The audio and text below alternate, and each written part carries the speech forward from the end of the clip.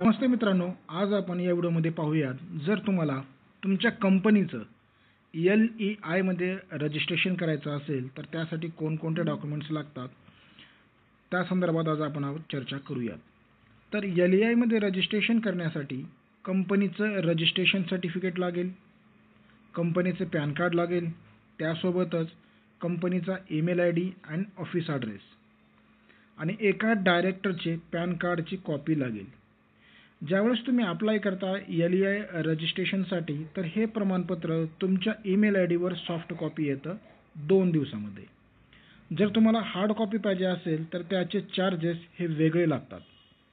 ठीक आहे. तर LEIमध्ये जर रजिस्ट्रेशन करायचं असेल तर एका वर्षासाठी जी फीस लागते ती लागते ₹5,200. 3 वर्षासाठी जी फीस लागते ₹13,421 आणि 5 वर्षासाठी जी फीस लागते ती आहे ₹20,442 एवढी फीस लागते. ही फीस तुम्हाला एकदाच द्यावी लागते. जर समजा 3 वर्षाचं रजिस्ट्रेशन घ्यायचं असेल किंवा 5 वर्षाचं घ्यायचं असेल तर. ठीक आहे. आणि हे व्हॅलिडिटी संपल्यानंतर तुम्हाला रिन्यू करावं लागेल. रिन्यू केल्यानंतर ज्या कालावधीसाठी तुम्ही रिन्यू केलं आहे तेवढ्या कालावधीपर्यंत ते व्हॅलिड राहतं. तुम्हाला जर LEI रजिस्ट्रेशनसाठी कसा अप्लाय करायचा आहे तुम्हाला पाहायचं असेल तर त्याची लिंक मी डिस्क्रिप्शनमध्ये दिलेली आहे.